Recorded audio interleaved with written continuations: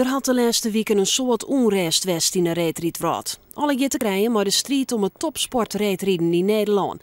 Gaat het naar Zoetermeer, Almere of Tialf. In het proces zou het optreden van voorzitter Doekle Terpstra twijfelachtig west ha, concluderen de kranten AD. De positie van Terpstra kwam onder druk te staan. Na een gesprek met de leden lieke het erop dat de onrust voortnaam wie, maar er volgen kritiek van de reetrieders. Sven Kramer eerst het opstappen van Terpstra en dat wie voor de voorzitter de drip, zawaat juist duidelijk.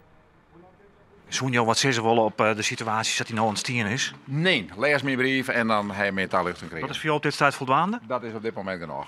Want nog één vraag, je had het toch mooi, hè, vreten wie je dat Sven, of tongen dat Sven Kramer maar die kritiek kwam. Je hoort die bestuursvergadering, heeft dat nou wat verhoren in jouw situatie? Lees mijn brief, die heb ik hem toelichten en dat is genoeg. Daar blijf je ook bij die positie? Ik blijf bij de brief die schreeuwen, uiteraard. Je bent nou KNSB-voorzitter al?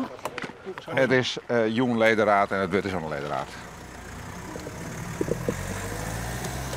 Alhoewel de meerderheid van de ledenraad het bijzonder spijtig vindt dat de heer Terpstra opstapt, heeft de ledenraad toch besloten om zijn ontslag te accepteren en te accorderen.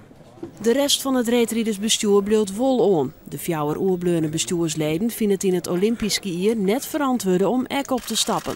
Er staan hele grote dingen op stapel. Denk alleen maar aan de ijsbanenproblematiek, waar we volop in zitten nou.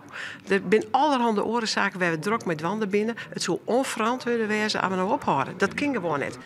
Hoewel de leden hier instant met het optreden van Doekle Terpstra, vinden ze de gang van zaken wel spietig. Het is geen haalbare kaart meer, dus hij zet hem er ik net meer vriend. Dus wij zeggen ja, we moeten dat accepteren. We vinden het jammer, uiteraard, want dan missen we dus wel een voorzitter.